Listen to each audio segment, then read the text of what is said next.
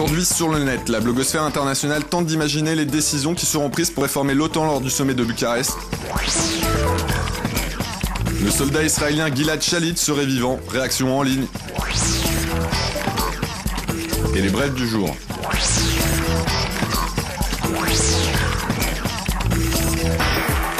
Le sommet de l'OTAN s'ouvre aujourd'hui à Bucarest. La toile internationale spécule sur les avancées que l'événement permettra. Ce blogueur cite l'analyste international Peter Van Ham qui compare l'OTAN à Madonna. La chanteuse a en effet su modifier son apparence pour perdurer dans l'OTAN.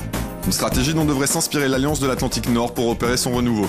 L'ambition notamment française de créer une armée de l'Union, évoquée par ce blogueur américain spécialiste des questions européennes, pourrait participer de ce changement. Une perspective ironique selon lui, puisqu'une telle organisation pourrait remplacer l'OTAN et sonner son glas du même coup. Sa disparition complète, voilà ce dont rêvent plutôt de nombreux pacifistes anti-OTAN profitant de la tension internationale pour exprimer leur voix. Cette association belge encadre des actions non violentes pour protester contre l'organisation à l'image de NATO Game Over menée il y a quelques jours à Bruxelles. En attendant, sur le site de l'OTAN, une chaîne de télévision en ligne vient d'être lancée. Les internautes peuvent consulter en temps réel le déroulement du sommet.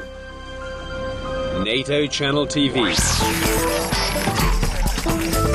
Le chef du Hamas, Khaled Meshaal, a annoncé que le soldat israélien Gilad Shalit, capturé en 2006 par un commando palestinien, était toujours en vie. La mobilisation en ligne pour sa libération ne faiblit pas. Des photomontages comme celui-ci se multiplient sur le web pour ne pas oublier le sort du soldat. Et ce site invite les internautes à signer une pétition pour qu'il recouvre sa liberté, pétition qui a déjà recueilli près de 18 000 signatures. Ce blog propose un sondage en ligne pour connaître l'opinion des blogueurs sur ce que devrait faire le gouvernement israélien pour sauver Gilad. Négocier avec le Hamas ou lui lancer un ultimatum avant d'engager d'autres actions.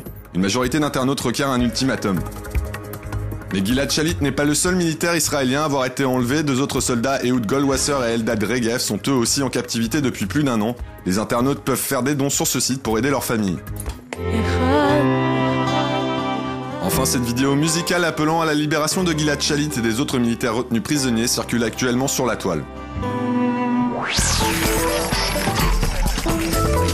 Rania de Jordanie sur YouTube. La reine a lancé un appel sur le site de partage. Son objectif, briser les stéréotypes et permettre un dialogue interculturel. Chacun peut envoyer son vidéoblog ou son message écrit sur la page de Sa Majesté. Les réponses ont déjà commencé à fuser. Scandale à la Fédération internationale de l'automobile. Le tabloïd britannique News of the World vient de mettre en ligne une vidéo choquante de son président Max Mosley. Fils du fondateur du parti fasciste anglais, on le voit en compagnie de 5 prostituées. Mais c'est avant tout la mise en scène de cette orgie qui a créé la polémique, les femmes étant déguisées en nazis.